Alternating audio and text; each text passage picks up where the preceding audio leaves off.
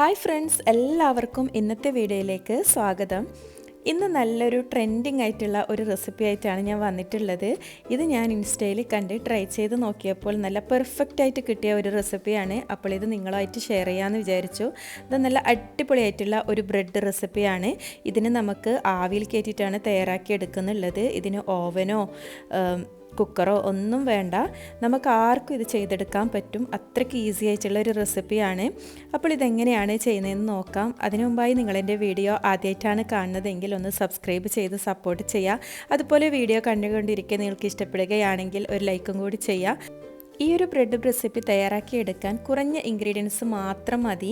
ഇതിൻ്റെ അകത്തൊക്കെ നല്ല സോഫ്റ്റ് ആയിട്ടുള്ള ഒരു ബ്രെഡ് റെസിപ്പിയാണ്. അപ്പോൾ ഇതിനായി ഇതുപോലെ ഒരു പാത്രം ഞാൻ എടുത്തിട്ടുണ്ട്. ഇതിലേക്ക് ഈ ഒരു കപ്പിൽ 3 കപ്പ് മൈദയാണ് ഞാൻ എടുത്തിട്ടുള്ളത്. ഇതിപ്പോൾ 250 ml കപ്പാണ് ഞാൻ എടുത്തിട്ടുള്ളത്. അപ്പോൾ നമ്മൾ മെഷർമെൻറ്റൊക്കെ കറക്റ്റായിട്ട് വേണം ഇതുപോലെ അളന്നെടുക്കാൻ. അങ്ങനെ ഇപ്പോൾ 3 കപ്പ് മൈദ ഞാൻ ഈ ഒരു പാത്രത്തിലേക്ക് ഇട്ട് കൊടുത്തിട്ടുണ്ട്. ഇനി ഇതിലേക്ക് ചേർത്ത് കൊടുക്കാനുള്ളത് 2 ടേബിൾ സ്പൂൺ ഫുള്ളായിട്ട് ഇതുപോലെ പഞ്ചസാരയാണ്. അതോടൊപ്പം തന്നെ 1 ടീസ്പൂൺ ഈസ്റ്റും കൂടി ചേർത്ത് കൊടുക്കാം. അപ്പോൾ ഈസ്റ്റൊക്കെ എടുക്കുമ്പോൾ നല്ല ഫ്രഷ് ആയിട്ടുള്ള ഈസ്റ്റ് തന്നെ എടുക്കാൻ ശ്രദ്ധിക്കണം. ഇനി ഇതിലേക്ക് അല്പം ഉപ്പും കൂടി ചേർത്ത് കൊടുക്കാം. ഇനി ഇതുപോലെ 2 മുട്ടയാണ്, ഇത് റൂം ടെമ്പറേച്ചറിലുള്ള മുട്ടയാണ് ഞാൻ എടുത്തിട്ടുള്ളത്, അതും കൂടി ഇട്ട് കൊടുക്കാം. ഇനി ഇതിലേക്ക് ഈ അളന്നെടുത്ത ഇതേ കപ്പിൽ 1 കപ്പ് ഇളം ചൂടുവെള്ളം കൂടി ഞാൻ ഇതിലേക്ക് ഒഴിച്ചു കൊടുക്കുന്നുണ്ട്. ഇനി ഇതെല്ലാം കൂടി നല്ലോണം ഒന്ന് മിക്സാക്കി എടുക്കണം.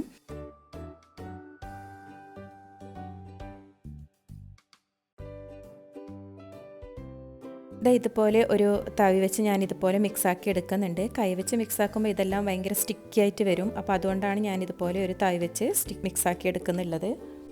ഞാനിതിലേക്ക് 250 ml കപ്പിൻ്റെ അളവിൽ 1.5 കപ്പ് വെള്ളം ഇപ്പം ഞാൻ ഇതിലേക്ക് ഒഴിച്ചു കൊടുത്തിട്ടുണ്ട്. അപ്പോൾ ഇത് കുറച്ച് ലൂസ് ബാറ്റർ ആക്കിയിട്ടാണ് ഇതുപോലെ മിക്സ് ചെയ്തെടുക്കേണ്ടത്. അപ്പോൾ ഇതിലെ ഇൻഗ്രീഡിയൻസ് ഒക്കെ നല്ലോണം മിക്സായി വരുന്ന രീതിയിൽ ഇതൊന്ന് മിക്സ് ചെയ്തെടുക്കാം. ഇനി ഇപ്പോൾ ഞാൻ മിക്സ് ചെയ്തതിലേക്ക് 1 ടീസ്പൂൺ ഇതുപോലെ വാനില എസൻസും കൂടി ചേർത്ത് കൊടുത്തിട്ടുണ്ട്. അപ്പോൾ ഇത് ഓപ്ഷണലാണ്, നിങ്ങൾക്ക് നിർബന്ധമൊന്നുമില്ല, വേണമെങ്കിൽ ചേർത്ത് കൊടുത്താൽ മതി. അപ്പോൾ ഇതിൻ്റെ ആ ഒരു മുട്ടയുടെ ആ ഒരു സ്മെല്ലൊക്കെ ഒന്ന് മാറിക്കിട്ടാൻ വേണ്ടി മാത്രമാണ് ഞാനിപ്പോൾ ചേർത്ത് കൊടുത്തിട്ടുള്ളത്. ഇപ്പോൾ ഈ ഒരു കൺസിസ്റ്റൻസിയിലാണ് ഇത് വേണ്ടത്. ഇത്രയും ലൂസായിട്ടാണ് ഈ ഒരു ബാറ്റർ കിട്ടേണ്ടത്. ഇനി ഈ ഒരു മിക്സിനെ അരമണിക്കൂർ ഒന്ന് റെസ്റ്റ് ചെയ്യാൻ വേണ്ടി മാറ്റി വെക്കാം. അപ്പോഴേ ഇതിൽ ഈസ്റ്റൊക്കെ നല്ല ഫെർമെൻറ്റേഷൻ ആയിട്ടൊക്കെ കിട്ടും. അപ്പോൾ അതിന് വേണ്ടിയിട്ടാണ് ഇതിങ്ങനെ ചെയ്യുന്നത്. നല്ല എയർ ടൈറ്റായിട്ട് ഒന്ന് അടച്ചു വെക്കാം.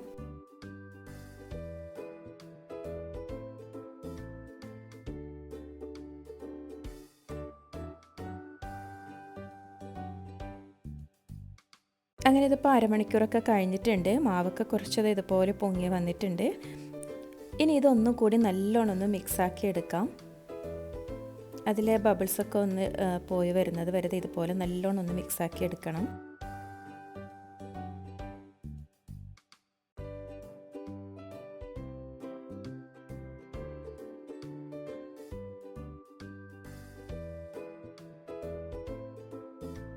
ഇത്രയും മതി. ഇനിയിപ്പോൾ ഇതുപോലൊരു പാത്രത്തിലാണ് ഞാനിത് ബേക്ക് ചെയ്തെടുക്കുന്നുള്ളത്. അപ്പോൾ ഇതിലേക്ക് ഞാൻ കുറച്ച് ഓയിൽ ഒഴിച്ച് കൊടുക്കുന്നുണ്ട്. അപ്പോൾ സൺഫ്ലവർ ഓയിലാണ് ഞാൻ ഒഴിച്ചെടുത്തിട്ടുള്ളത്. നിങ്ങൾക്ക് നെയ്യോ അതല്ല ബട്ടർ എന്ത് വേണമെങ്കിലും ഇതിലേക്ക് ഇതുപോലെ ഒഴിച്ചു കൊടുക്കാം. അങ്ങനെ പാത്രം ഫുള്ളായിട്ട് ഇതൊന്ന് സ്പ്രെഡ് ചെയ്ത് കൊടുക്കാം. അതിനുശേഷം നമ്മൾ മിക്സ് ചെയ്ത് വെച്ച ഈ ഒരു മിക്സ് ഇതിലേക്കൊന്ന് ഇതുപോലെ ഒഴിച്ചു കൊടുക്കാം.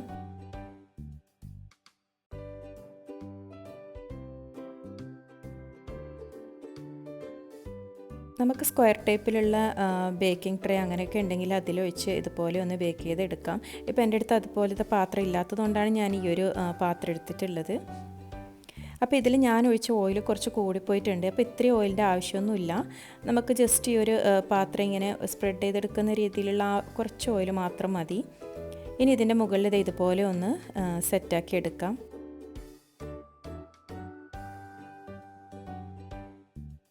ഞാനിപ്പോൾ ഇതുപോലെ ഒരു പാത്രം സ്റ്റീം ചെയ്യാൻ വേണ്ടി വെച്ചിട്ടുണ്ട്. അപ്പോൾ അതിൽ വെള്ളമൊക്കെ നല്ലോണം തിളച്ച് വന്നിട്ടുണ്ട്. ഇനി ഇതിലേക്ക് നമുക്ക് ഈ ഒരു പാത്രം ഇതുപോലെ ഒന്ന് വെച്ച് കൊടുക്കാം. ഇനി ഇതിൽ ഫ്ലെയിം ഒന്ന് ഓഫ് ചെയ്തതിന് ശേഷം നമുക്കിതൊന്ന് അടച്ച് വെച്ച് ഒരു 20 മിനിറ്റ് ഇതുപോലെ ഈ ഒരു പാത്രത്തിൽ ഇതിങ്ങനെ തന്നെ വെക്കണം. അപ്പോൾ ഇത് ഈ ഒരു കാര്യം മാത്രം നല്ലോണം ഒന്ന് ശ്രദ്ധിച്ച് ചെയ്യുക. കാരണം ഇതിൽ ഫ്ലെയിം ഓഫ് ചെയ്തതിന് ശേഷമാണ് ഇതിൽ 20 മിനിറ്റ് ഇതുപോലെ അടച്ച് വെക്കേണ്ടത്. അങ്ങനെ ഇതിപ്പോൾ 20 മിനിറ്റൊക്കെ കഴിഞ്ഞിട്ടുണ്ട്. ഇതിപ്പോൾ ഒരു ഹാഫ് ഇതുപോലെ ഇങ്ങനെ കുക്കായി കിട്ടിയിട്ടുണ്ട്. ഇതുപോലെ ആയി കിട്ടിയിട്ടുണ്ട്. ഇനി ഇതിൻ്റെ മുകളിൽ ഞാൻ കുറച്ച് റൈസിൻസും അതുപോലെ ബദാം ഫ്ലേക്സൊക്കെ ഇട്ട് കൊടുക്കുന്നുണ്ട്. അപ്പോൾ നിങ്ങൾക്ക് ഇഷ്ടമുള്ള എന്തെങ്കിലും ഡ്രൈ ഫ്രൂട്ട്സൊക്കെ ഇട്ട് കൊടുക്കാം. ഇനി ഇത് ഇട്ട് കൊടുക്കാതെയും ഇതുപോലെ ചെയ്തെടുക്കാം. നമ്മളിപ്പോൾ നോർമൽ വാങ്ങുന്ന ബ്രെഡിൽ ഇങ്ങനെയൊക്കെ ഒന്നും കാണാറില്ല. പക്ഷേ ഇത് ഞാനിപ്പം വീഡിയോ എടുക്കുന്നതുകൊണ്ട് ഒന്ന് ഒരു കളർഫുൾ ആയിക്കോട്ടെ എന്ന് വിചാരിച്ചതൊക്കെ ഇട്ട് കൊടുത്തതാണ്. പക്ഷേ കഴിക്കുന്ന സമയത്ത് ഇത് ഇങ്ങനെ ഇടയിൽ കടിക്കുമ്പോൾ നല്ല ടേസ്റ്റാണ് ഇങ്ങനെയൊക്കെ ചെയ്ത് എടുത്താൽ. ഇനി ഇതൊന്ന് അടച്ച് വെച്ചതിന് ശേഷം നമുക്കിതൊന്ന് മീഡിയം ഫ്ലെയിമിൽ ഒന്ന് വേവിച്ചെടുക്കാം. അപ്പോൾ ഒരു മീഡിയം ഫ്ലെയിമിൽ ഒരു 15-20 മിനിറ്റൊക്കെ ഒന്ന് ആയി കിട്ടും. ഇങ്ങനെ ഇപ്പം ഒരു 20 മിനിറ്റ് ആകുമ്പോൾ തന്നെ എൻ്റെ ബ്രെഡൊക്കെ റെഡിയായി വന്നിട്ടുണ്ട്. നല്ലോണം ഇത് പൊങ്ങി വന്ന് നല്ല പെർഫെക്റ്റായി തന്നെ കിട്ടിയിട്ടുണ്ട്. അപ്പോൾ ഇത് നല്ലോണം തണുത്തതിന് ശേഷം ഞാൻ ഇതിനെ ഈ പാത്രത്തിൽ നിന്നും ഇളക്കി മാറ്റുന്നുണ്ട്. അപ്പോൾ വളരെ സിമ്പിളായിട്ട് നമുക്ക് പെട്ടെന്ന് ചെയ്തെടുക്കാൻ പറ്റിയ ഒരു റെസിപ്പിയാണ്. ഇപ്പോൾ ഇത് നമുക്ക് കറിൻ്റെ കൂടെയോ അതല്ലെങ്കിൽ വെറുതെ തന്നെ ഇങ്ങനെ ചായക്കൊപ്പൊക്കെ കഴിക്കാം. നല്ല ടേസ്റ്റാണ്. പിന്നെ കുറച്ച് മധുരമൊക്കെ വേണമെന്നുള്ളവർക്ക് ഇത് മിക്സ് ചെയ്യുന്ന സമയത്ത് കുറച്ച് മധുരമൊക്കെ അധികം ചേർത്ത് കൊടുത്താൽ നല്ല സ്വീറ്റായിട്ട് നമുക്ക് അങ്ങനെയും കഴിക്കാം, സ്വീറ്റ് ബ്രെഡായിട്ടും. അതല്ലെങ്കിൽ ഇതുപോലെ ഇങ്ങനെ ചെയ്തെടുത്ത് കഴിക്കാം. നല്ല കണ്ടില്ലേ, നല്ല ഹൈറ്റായിട്ട് നല്ല പെർഫെക്റ്റായി തന്നെ ഈ ഒരു ബ്രെഡ് കിട്ടിയിട്ടുണ്ട്. ആവി പാത്രത്തിൽ തയ്യാറാക്കിയെടുത്തത് ബ്രെഡ് നിങ്ങൾക്ക് എല്ലാവർക്കും ഇഷ്ടപ്പെട്ടിട്ടുണ്ടാവുമെന്ന് വിചാരിക്കുന്നു. അപ്പോൾ നിങ്ങൾ ഇതുവരെ ട്രൈ ചെയ്ത് നോക്കിയിട്ടില്ലെങ്കിൽ എന്തായാലും ഈ ഒരു റെസിപ്പി എല്ലാവരും ഒന്ന് ട്രൈ ചെയ്ത് നോക്കാം. നിങ്ങളുടെ അഭിപ്രായങ്ങളും നിർദ്ദേശങ്ങളൊക്കെ എന്നിട്ട് കമൻറ്റിലൂടെ അറിയിക്കുക. അതുപോലെ നിങ്ങളുടെ ഫ്രണ്ട്സിനും ഫാമിലീസിലും ഒക്കെ ഈ ഒരു വെറൈറ്റി റെസിപ്പി ഷെയർ ചെയ്ത് കൊടുക്കുക. വീണ്ടും നല്ലൊരു വെറൈറ്റി റെസിപ്പിയുമായി കാണുന്നത് വരെ എല്ലാവർക്കും താങ്ക്സ് ഫോർ വാച്ചിങ്.